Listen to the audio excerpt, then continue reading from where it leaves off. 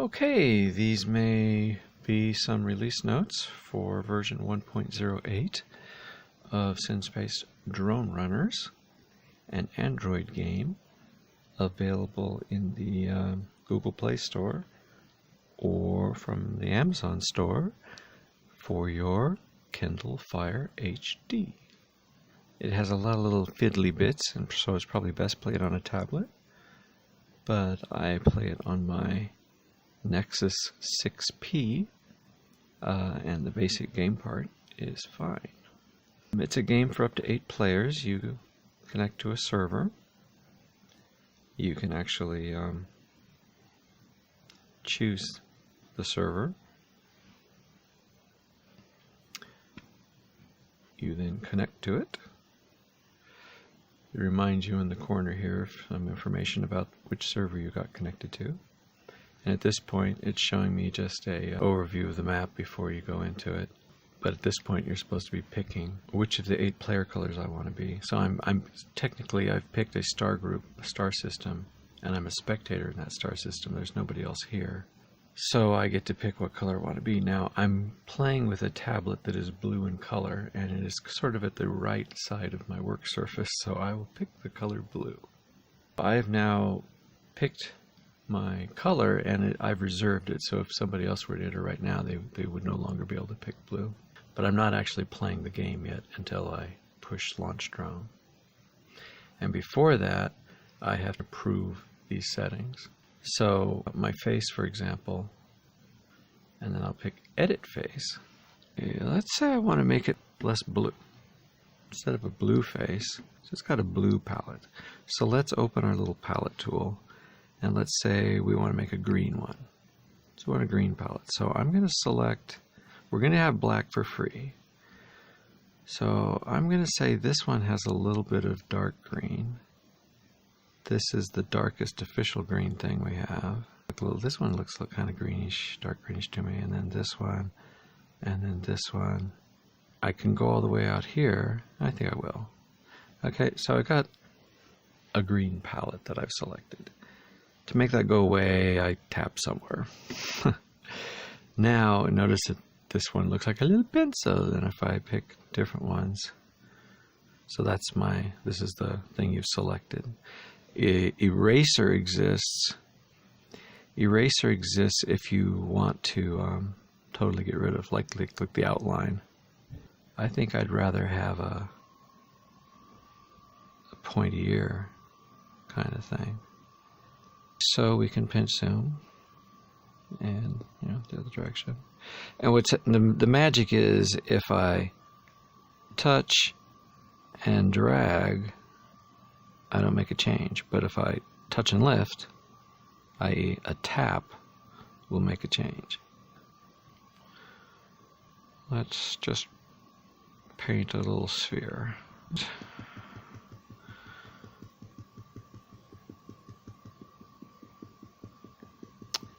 And let's see, so that's my new darkest green. So now I go to my next one, and now I radiate out as a highlight.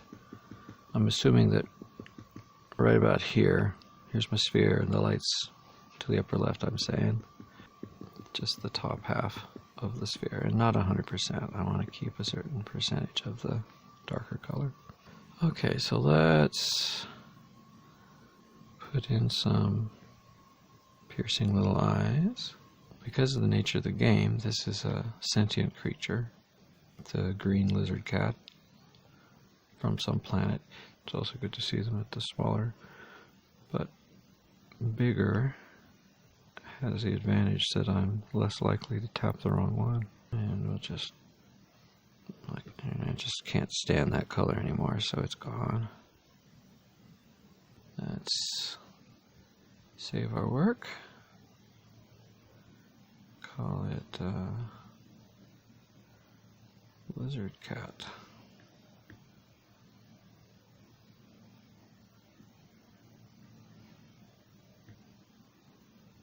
Okay, so we'll use this face. So we just customized our face, and now we're going to customize our ship. So again, we can look at existing things. I always like that one. And yeah, that was my first one.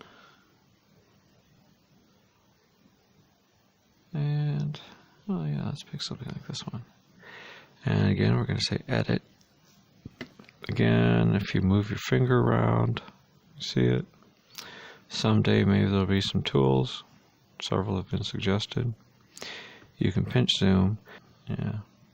Anyway, if you touch one of the little circles, you're selecting that vertex. And someday I may have a proxy knob so that you can move it by moving the proxy knob. But for now, whichever one you have selected, which basically happens at the moment you put your finger in contact, you can drag around. And it is always connected to exactly two other points, two other vertices, two other circles. And it will just automatically update. And it's perfectly happy to cross the streams. Okay, so is this speaking to us yet? Let's make a little man who's standing firmly on the ground. He's in a very firm stance. I think I need some more points over here, so I'm going to grab one of the squares and drag on it until it breaks. And that gives me a new circle and two new squares.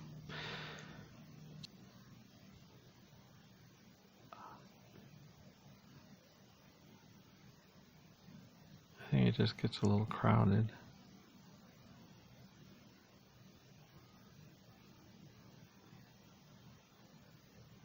I'm gonna get rid of that one. Oh, this one was called Toad. Okay, well this one's called Angry Toad. You know what I like though? I like this snakehead thing. Let's do that on the other hand as well. So, please just one. Thank you. Good enough.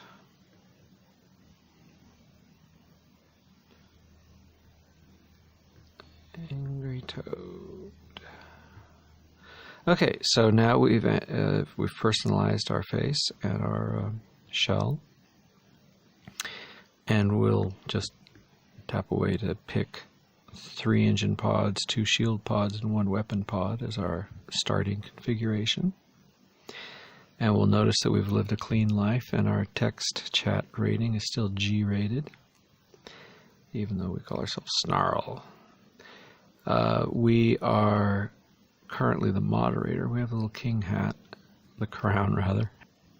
He's the moderator on the server, and this character in the game, who is us, has a little star on them as their badge, and that means that they are the star of the game, which means they are us. We are always the star of our copy of the game. We're not always the moderator. You can see our previous credits. Basically, anytime our ship blows up, it's a loss.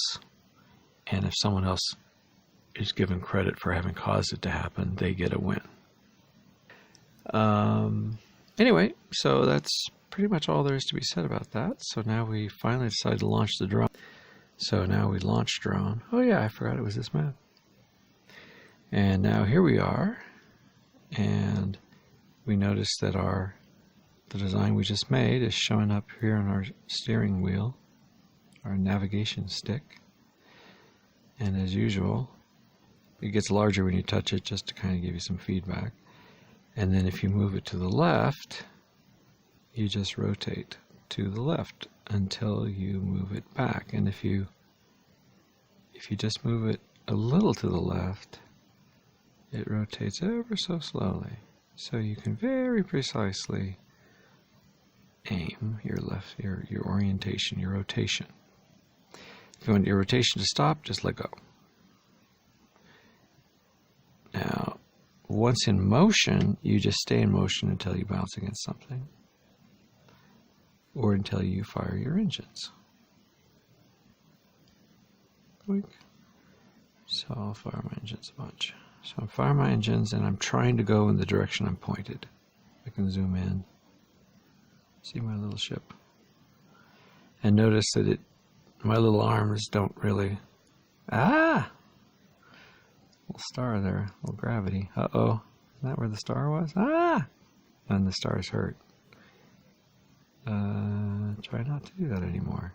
Try to escape that. Try to get away. Good job. So it didn't hurt us very much. Our life meter is still pretty much full. So, okay, how about this, guys? Okay, so the bullets bounce off of that. And bullets bounce off of that.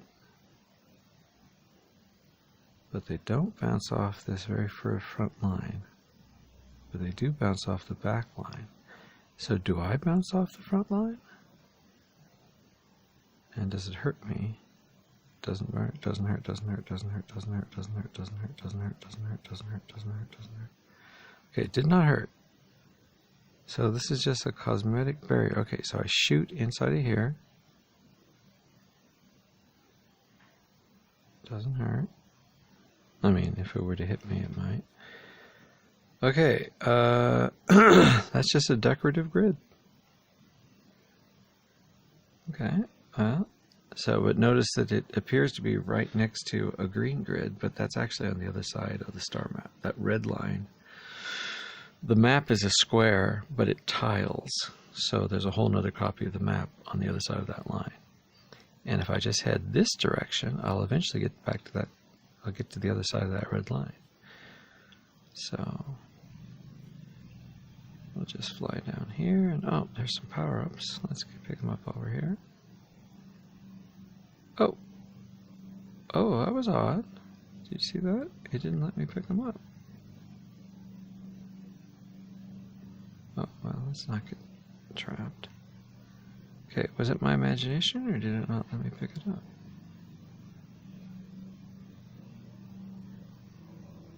Pick up, blocked by flag. Oh. Yeah, according to the interface, I'm carrying a flag. Oh my gosh, is this a capture the flag map? What an idiot I am if this is a capture the flag map. Whoa, so they can give a score and all that good stuff. And that would be something that, it is kind of tough, actually.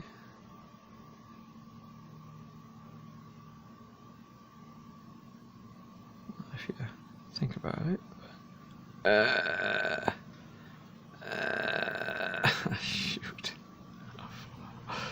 Oh, bleep. It's gonna kill me. I don't have any way to survive. Pick up blocked by flag. So apparently I got a flag from inside the flag is maybe in. Okay, I don't have a flag right now. Okay, I'm headed towards the zone, little square marker. Oh, now it sees two zones. Okay, that makes sense.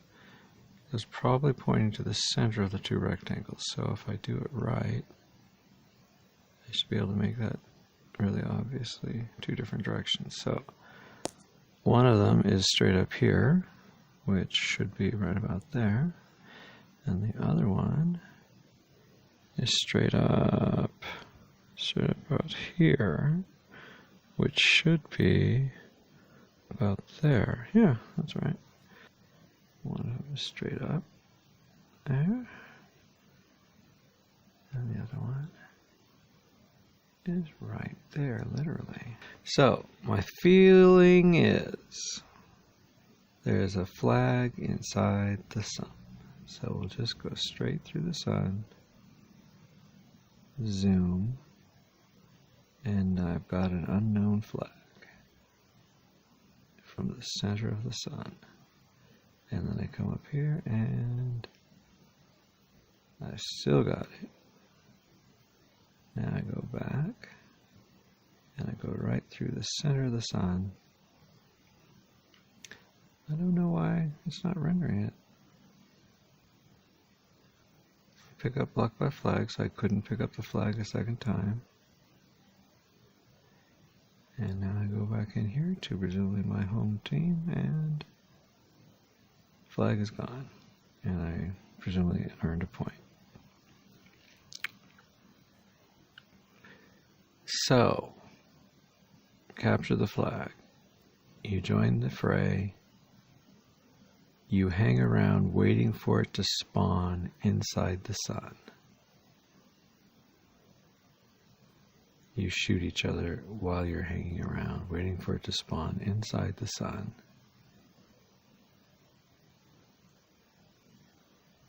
If you're the lucky one to pick it up, did it not come back? Oh, look at that. Oh, is it a random thing? Yeah, I'm doing okay. Oh my goodness. Oh, what a thought. What a thought. A power-up appears and you don't know which one it is. I don't know if that's how it works, but that's a good idea. So you're limited to this size area to do your fighting, so that's something that you could vary. You're limited to this amount, just 1 star of gravity. This is pretty challenging. I mean, especially if you're shooting at people at the same time.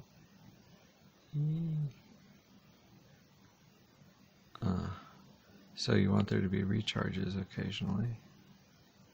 But if you die, you just respawn.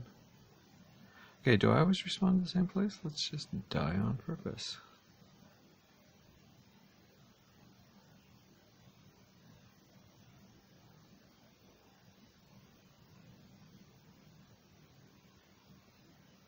Okay, so this is what it looks like when you die, or when your ship blows up. So my energy is going down each time I go through the sun.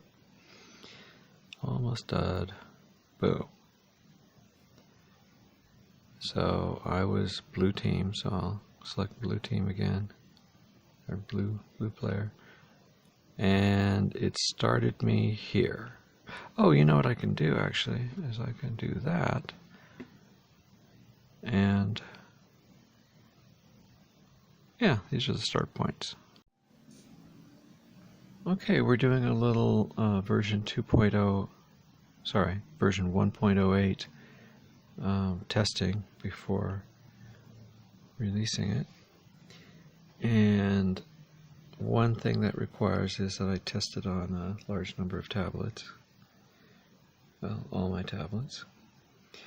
So one of the big changes in 1.08 is it follows the quote new, and now I'm going to install the new build 1.08.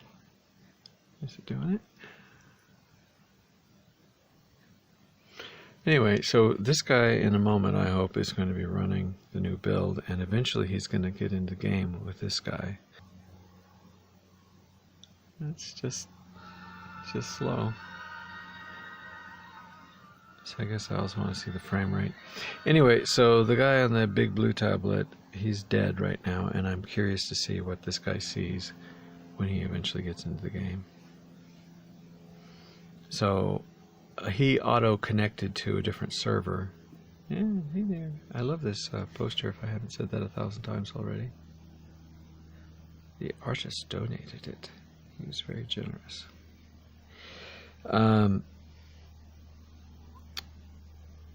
Let's see if we can find that other map. Oh, it should be there. Is it this? I guess it's this guy. Star map missing. So that's like a custom map. So I'll go ahead and select it and explore it. And it initially says star map missing. But as it learns more and more about this guy, it's definitely the right server, so I'm connected to a blue player, but he's currently dead, so I don't have his information quite yet. Okay, we just found out a bunch of stuff. He has now given us a copy of the star map, since he was the moderator and he picked it. He had it. He couldn't have picked it if he didn't have it. We're seeing a big X because he's dead, but now we've gotten his actual face under the X. Okay, so if we try to pick his thumb, what happens is that little camera there means that the view has been changed to track him instead of our ship. He's dead. It's possible that he did die in the center of the sun, and we can sort of see his icon in there. So his ship is kind of still in the center of the sun. But now we'll go back over here and we'll resurrect him, bring him back to life, and he comes to life near the green grid. Okay, and so we're still following him on this other guy. We're still spying on him. We're still spectating with him in the center of our spectation. So as he flies around, we see him fly around. But that's only interesting for a moment. Now we are a purple tablet, and I'm just going to go ahead and possibly make the mistake. Oh, that's not me, that's him. Okay, stop. Whoa, a little too close to the sun. Okay, so the star's gravity affects you clear out to here. Okay, and he agrees. Okay, so now we will pick to be the purple thumb. So I'll tap on the purple thumb. Oh, notice that we see that he's got the flag now because he went through the sun when it had a flag in it. Purple. So our name is Mage. I associate mages with purple, I guess. And we have a face. We've already shown personalizing the face in the shell, so we'll leave that alone. And we'll just go ahead and launch. Oh, excuse me. And we should be on the same team as Lizard Cat there, as Snarl. We are Mage. They are Snarl. We can see information about them. We can target them. We can spy on them. We can check their pings. Oops, wrong button. Pings. Oh, isn't that nice? You want to see a nice regular stream from each player. Good network connectivity. Anyway, so we started near the green check, and this guy is now on the opposite side, but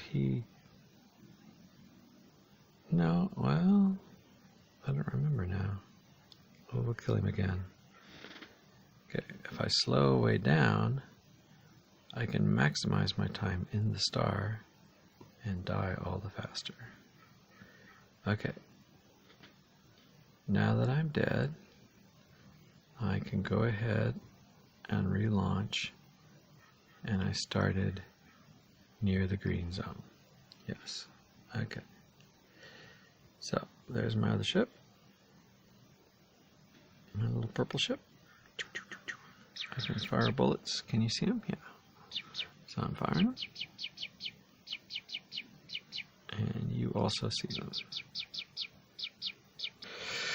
Okay.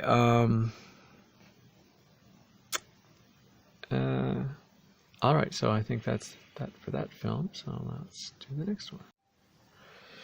Okay. These are potentially release notes for version 1.08 of synSpace Drone Runners, an Android game available in the Google Play Store and for the Kindle Fire HD. This is a Kindle Fire HD 7-inch, and this is a 10-inch. And they're both in the same star map. Woo! And I'm just kind of rendezvousing with this guy and taking some pot shots at him. Oh, can I shoot him? Yeah. Can you shoot me? I see him shooting past me. And I can pinch zoom to get about this right camera angle. But that's just where we started, and what we were going to do next was go through the options. So here you are, you're playing the game, blah blah blah, fun fun fun, and this little guy here is your options button. You tap that and the options panel comes and goes. The options panel has three sections: general, nerd, and star map. In the nerd section, there's one called show frames per second, that when you turn it on, it enables this little guy here in the corner. I often have that on. It doesn't stop you from being able to turn the options on and off, but it does kind of make it impossible to see the button. It's telling me that I'm connected to a drop-in server, which kind of means it starts to play the moment you drop in. I am slot 0. The server instance is 2923. That means basically that it's spun up a whole new server instance for me. And I'm currently running around 33, 32 frames per second. And I'll just leave that on because I like it. But let's go through the general options first. So the very first option on the list, the very first option on the list is open the DroneNet handbook. And this is the same handbook that opens automatically when you start the game. And it has a bunch of topics. I'll give you something to still pause through.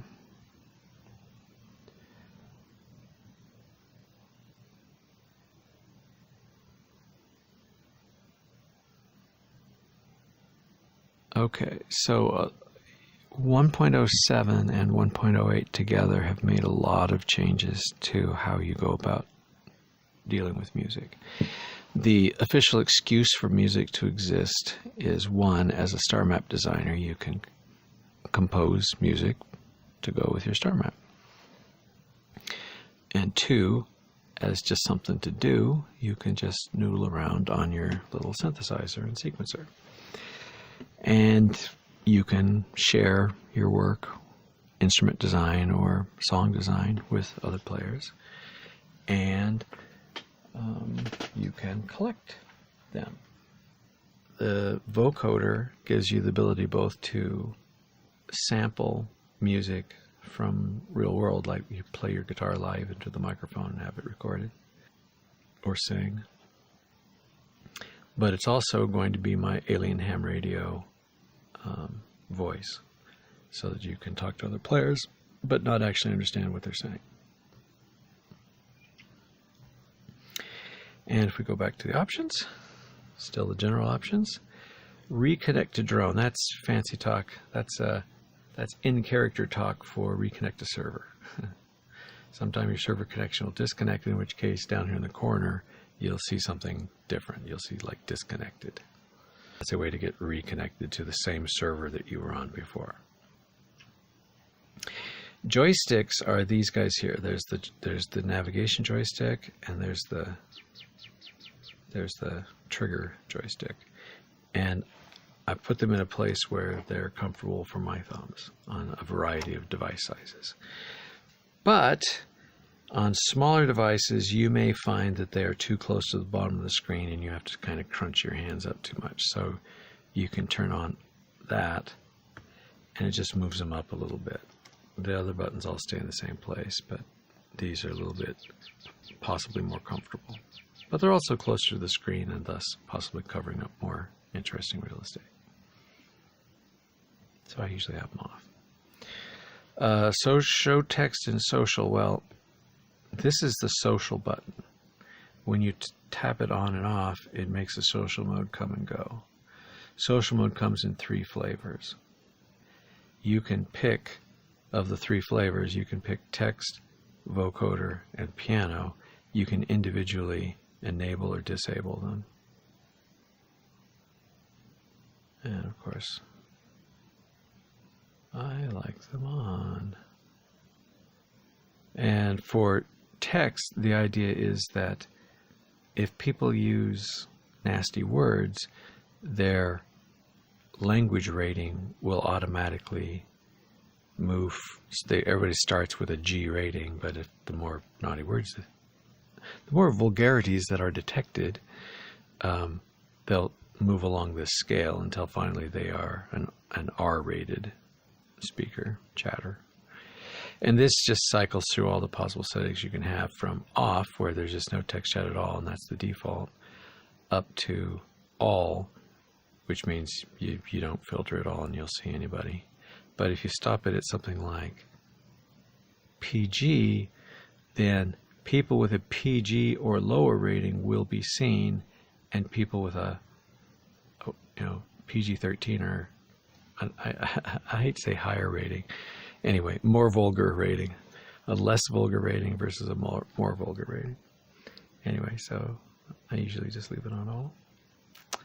And then there's a credits section where various people are thanked for various things. Not as much as they should be. Hopefully more over time.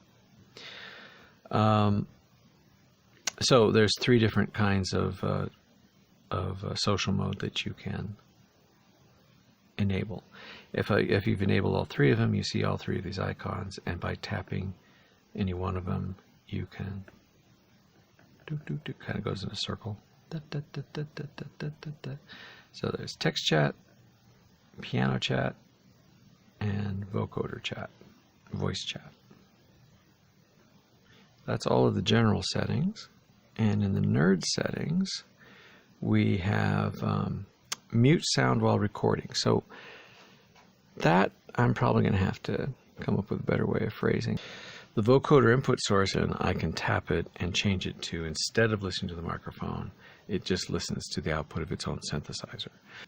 Instead of recording from the microphone, I can record from the output of the synthesizer, and the whole point of that is that whatever I record, I'm given tools to analyze the spectral content of that signal. And sometimes that's voice or banjo or whatever that I want to look at. But sometimes it's the output of my synthesizer. If I've put together some patch setup that's supposed to put together a particular set of harmonics, hey, I can actually verify that that's what happened. Percussion detector, it has several stages. Tilt. It's not, none of the stages work well enough to be worth it yet. But the idea is that my music transcription code is mainly focused on periodic waveforms and hearing, notes, toned notes with pitches, and but music contains a lot of other stuff, drums and stuff. And this is an effort to do some signal processing to specifically detect percussive events, and then someday I'll send MIDI-like events that specifically say, I think this was a snare drum, and then let you pick what instrument you want to play things that sound like snare drums. Alien ham radio, this is actually, I guess ultimately this will be a big switch for, do you want to take part in voice chat? And I'll probably, at that point, have to have several choices like, do you want to just listen to other people, or are you willing to broadcast to other people? And do you want to broadcast just constantly all the time, or do you want to specifically have to hold a button down to broadcast? I'm not yet actually sending your voice to other players. Anyway, that's how I will send the voice. So I will hold it down, you'll see the little microphone wire come up, and you'll be able to talk, blah, blah, blah, blah, blah. And shortly after you begin speaking, I will be already sending the data to the other players, I'm pretty sure. I will limit how long you can send in a single transmission, but then when you let go. But the idea right now is I'm just in an echo mode where whatever you say only gets sent back to you. And right now it's a loopback that doesn't really have anything to do with the real data layer. And there's several reasons for that, and it's not going to be in 1.08. But I'm headed in that direction. So eventually it'll be, hello there, how are you? And then the other people in the room hear me say, hello there, how are you? But instead of hearing me say, hello there, how are you? They hear me say, one might hope. I'm some weird alien somewhere in the galaxy playing the same game. But hopefully they can tell if I'm angry or sad or blah, blah, blah. Oh, just the emotions, not the words. So getting back to the nerd settings. We have the vocoder input source, which we leave set to microphone, the percussion detector, which we leave set off, the alien ham radio, which, unless you're working on it and want to play with it, you leave off.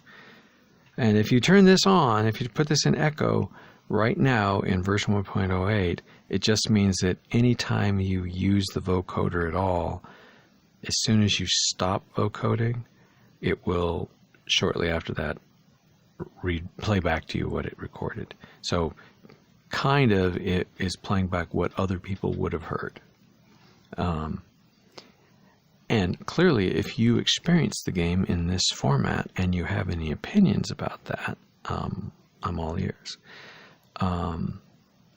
I want you to, I don't want it to hurt people's ears, or if it does, I want them to be able to easily turn it off.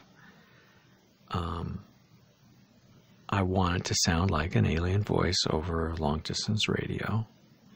I want it to be metaphorically appropriate for the game. I want it to be able to capture your enthusiasm level, but not allow you to verbally abuse other players. These are my goals. Those are my design goals for somewhat voice chat. Okay, this is new to 1.08. Listen to USB MIDI controllers. So the idea is you have a USB port on your tablet. And usually you use that to connect your tablet to your computer.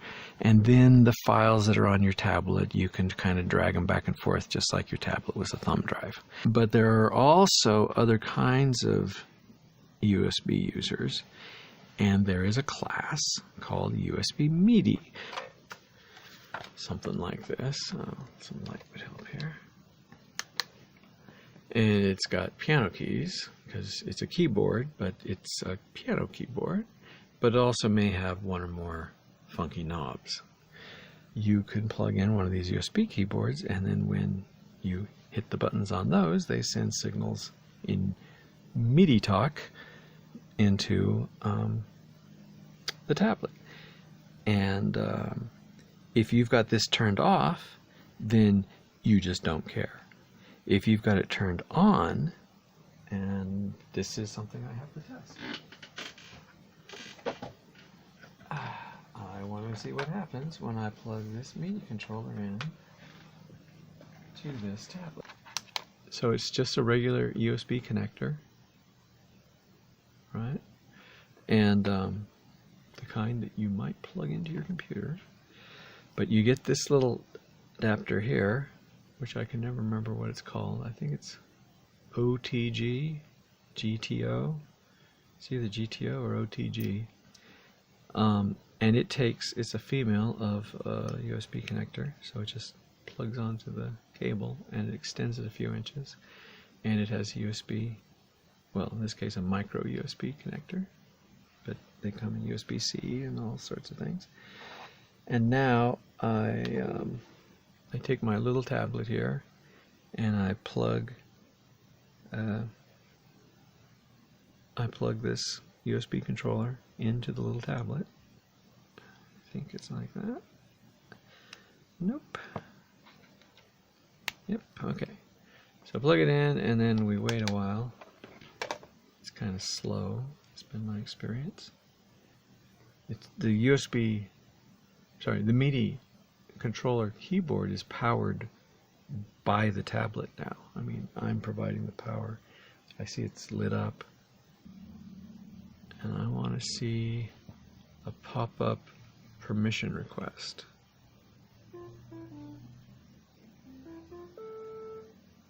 I mean, I did enable it, right? In the nerd options. Oh, no, it's off. Okay, I'm going to turn it on. And now this little thing pops up. Allow the app synSpace to, and I say, okay. And now, oh, that is actually pretty quick. I think I don't know if you noticed, but the bottom of this screen wasn't quite showing correctly. Okay, so now we turn the piano back on and pick a different instrument.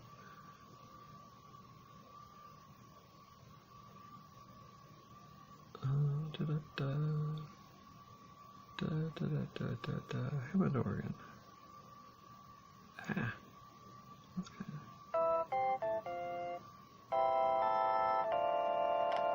Okay, so I got to put that down over here. You got to trust me. And now I bring up the MIDI controller and I hold down the C key.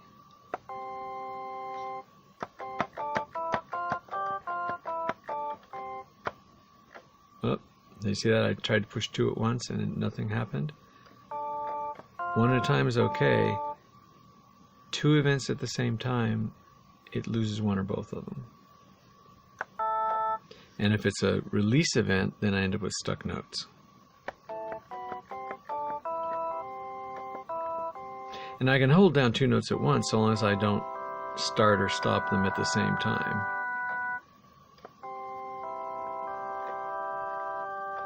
Now this is, I had to write my own USB MIDI driver, and while I'm an old hand at MIDI, I don't know all much about USB.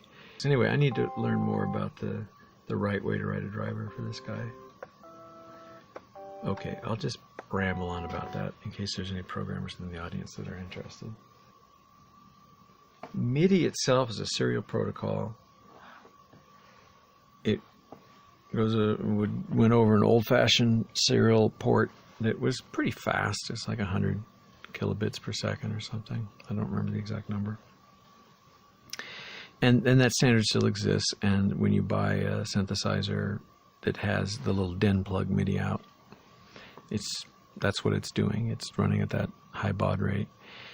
And most of the time, say, when things are quiet, there's no traffic on that cable. But every time you go to play a note, as soon as you hit the key of the keyboard, there's an event sent saying he's started the key, and then when you lift the key, there's a note sent saying he's lifted the key. So every note you hear is at least 2 events: on, off, on, off, on, off.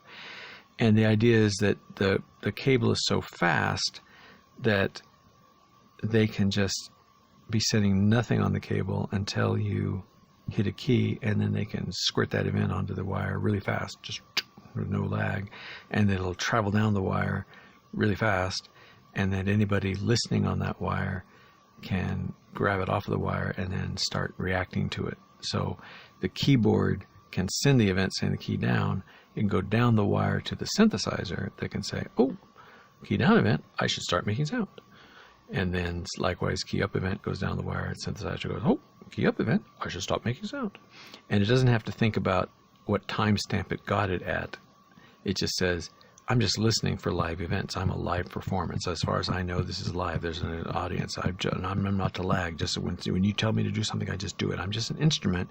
You plucked my string. I make sound when you plucked my string. You're not telling me to pluck myself a half second from now. That's somebody else's job. I'm just the wire that's connecting you to that string that you pluck when you feel like it.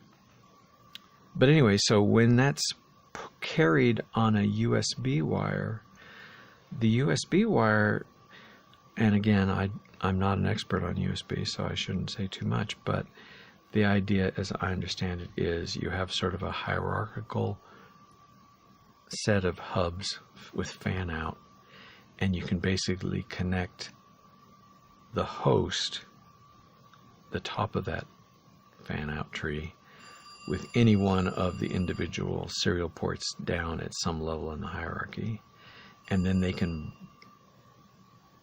bind, and then they can send data between those 2 points, as if there was just a simple wire between them, when really there's maybe several little computers that are moving data back and forth between various things. And USB itself is sort of agnostic to the data that's being sent across it, but it supports more than one, I'm going to say, protocol. And the protocols that support are enumerated, and there's a big book of how they're supposed to behave. I have not actually run across the book for the USB MIDI protocol, other than it is built on top of the USB audio protocol. And if you look at what little I've seen about the USB audio protocol, it's clear that it was designed at a point in time when someone was thinking, hey, let's use a USB cable instead of an audio speaker cable. So it'll somehow be better.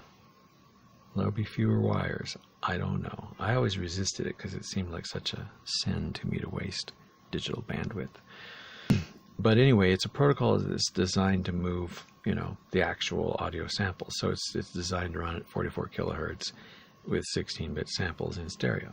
So it can move that much data in its first incarnation. The API that I have to talk to it, the USB API that doesn't know anything about MIDI, it pretty much only wants to read in 64 bytes at a time. And so what ends up happening is I'll get in 64 bytes all at once.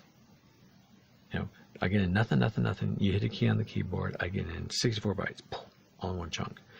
And the first 4 bytes, the first byte is something special, and I've found documentation on that. And then the next bytes, in this case 3 bytes, is the actual MIDI message that I would have expected to get back in the old days. And if there was another MIDI message coming, it could be in those 64 bytes. As many as 64 bytes could have been moved, but I get the feeling it's never not. I get the feeling that I always get one USB frame per MIDI message, minus the fact that the first byte in the frame is always a cable ID. This allows me to have 16 MIDI streams, where each MIDI stream has 16 tracks. But I only use one MIDI stream. Anyway, that's what Listen to USB MIDI controllers is all about. Then there's open ping window, and again, we have 2 players, and so we're seeing 2 pings, and they're beautiful. And let's see, show frames per second, we talked about that. Show debug info. If I turn that on, then a bunch of extra stuff shows on the screen, and like if I touch the screen, it shows you. If I drag, and if I have a multi-touch, you can see that, and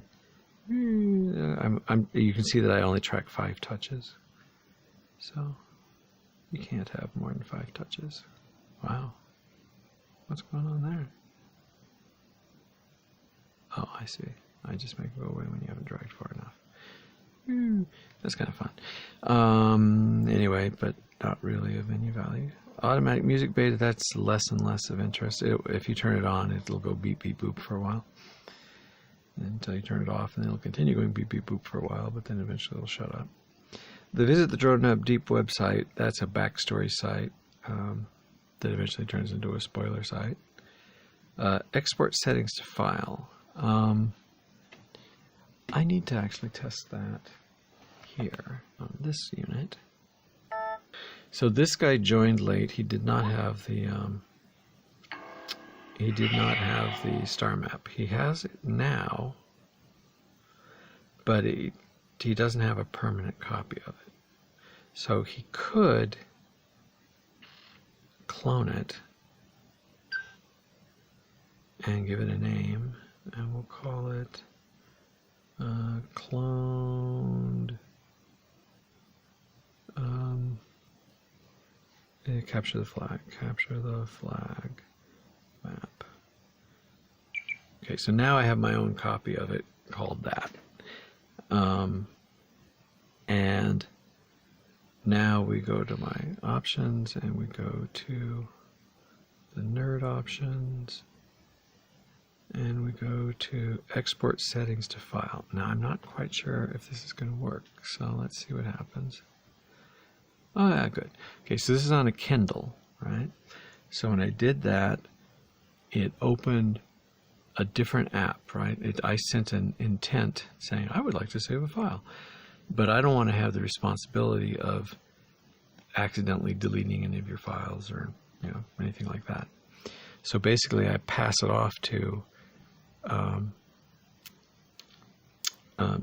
a generic, you know, this is, I don't know what Kindle is using here, but the idea is that they hook into various providers, and what I notice is it's usually cloud storage providers. So they want you to use their cloud storage. So they will say, what provider do you want? And if you go over here in the options,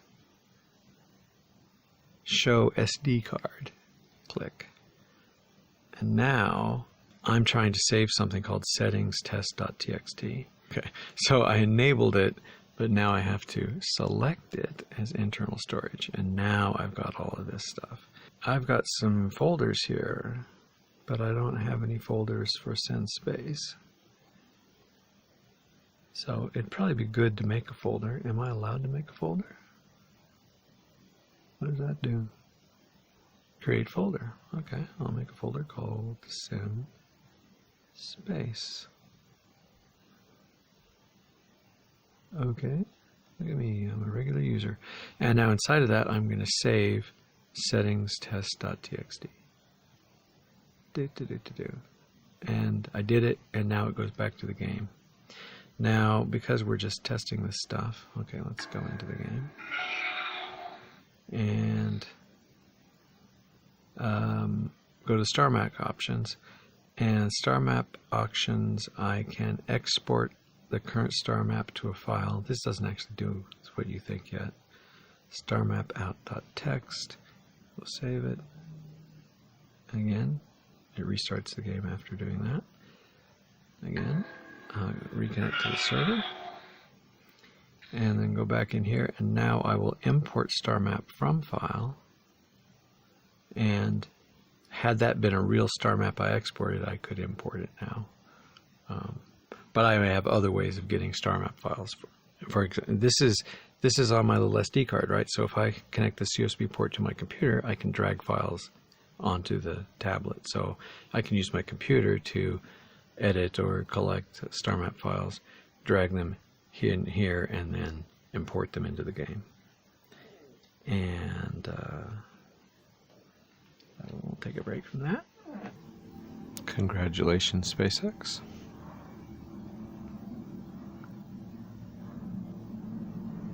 When you've got the debug mode turned on, it anytime you collide with a barrier, it highlights the endpoints of that barrier for a while and tells you the ID number of that barrier. And the color means something. The sequencer icon shows up on a player's info page. And here's another guy, and let's see, we need him to be in the same map. So this guy has not yet played. This guy's playing an unusual map. This guy does not have a copy, but he can select it.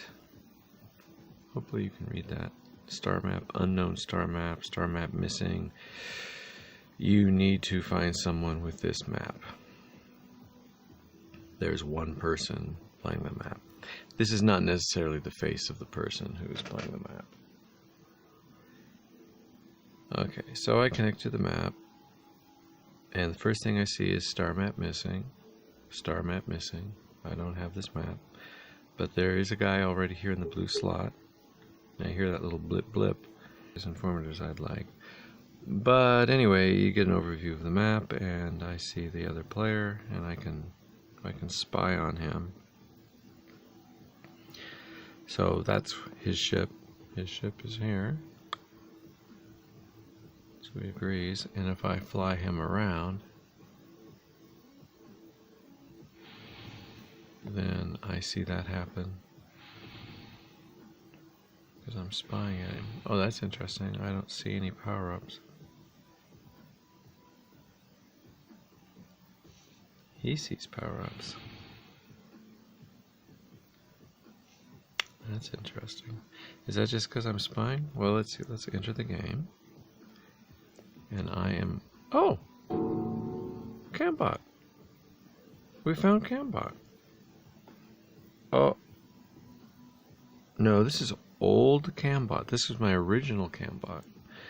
Oh, okay, cool. This was a very expensive tablet. I don't remember exactly how much, but it was hundreds of dollars. It's, I'm going to say 7-inch.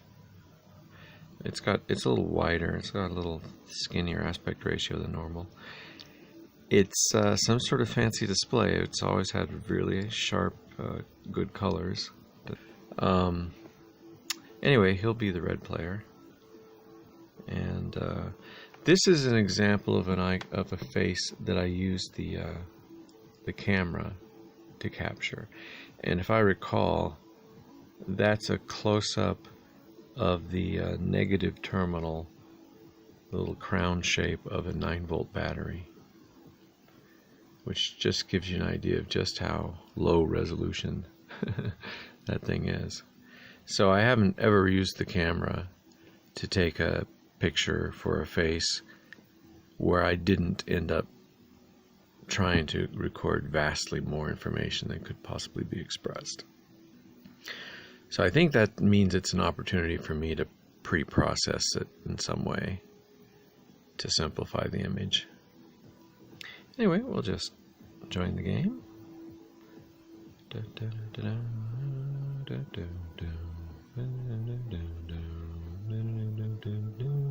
So we are on opposite teams if this is a 2-team map, and I think we already established, in fact we just had the thing open a moment ago. Does it show that here? Yeah. Zones, goals, flags. So it doesn't say teams, so the map is not calling out any amount of teams. Because it's an old map written before the team designation existed. You can have no teams, which is what it is right now. Okay, so I see power-ups now. And I am not the moderator, so this is actually important. I need to be able to get power-ups, yes. Okay. That would be a bad bug. But as a non-player, where I had not yet picked my ship and incarnated,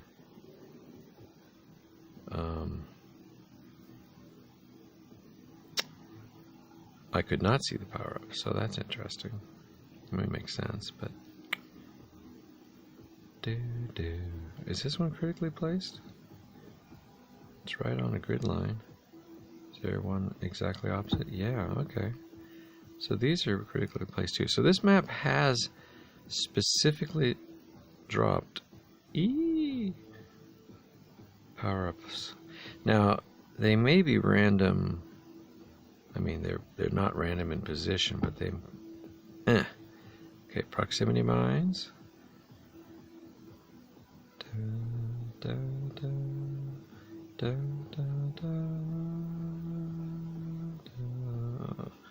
And homing missiles. Oh, I like homing missiles. Oh, no, my greed is going to get me killed. Oh, you gotta make sure. Oh, I blew it. Well, let's drop some mines before we die. There. Oh, I didn't have that on screen, did I? Oh. How'd that happen? They both got killed. Okay, so can I pick the other guy's thing? Like, I don't want to be red anymore, say. Can I pick blue? No, that just takes me, that just has me spy. Let's see what color I am. Black. Okay, so I'll pick the black. So there is a black player color. Obviously, it's not really black, it's just gray. But it is a little harder to see, so it might be popular. Not difficult to see, but certainly less colorful.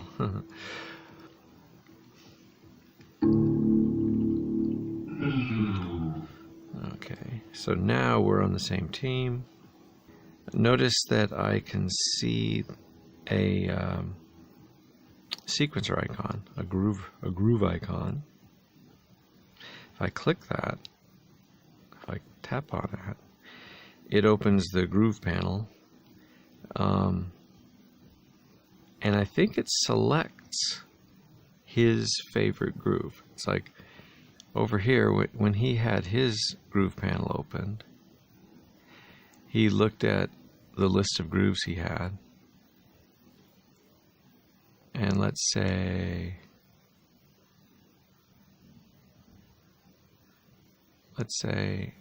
he liked the song Don't Lie to Me, Edit, and he said use it. That then becomes, I don't have that song. Don't have that song. So when he says use it, he's just like using a face or using a ship shell. He's selecting that song as his sort of default song. And then what happens is eventually the game shares the default information with the other players. And so I just heard a boop in the background, which was probably me getting a copy of it. Notice it still doesn't show up in my list, but that's the thing. When you get a new song, it shows up at the end of the list. Don't Lie to Me, Edit. And if I stop the game and start it again, it'll be alphabetized after that point. It's kind of a bug, kind of a feature. Okay, apparently it's big. Okay, only 2,870 events. That's not huge. It's only one track.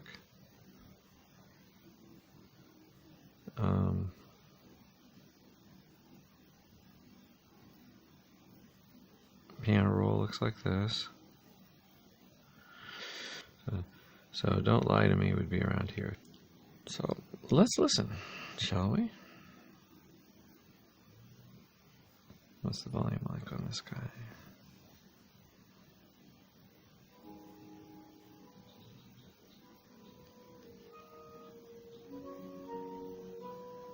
This is being played back on my FM horn instrument, I think. FM tuba.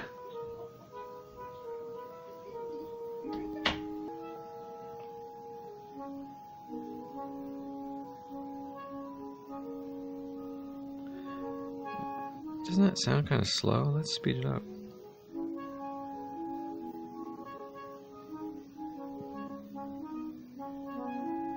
The dance mix version.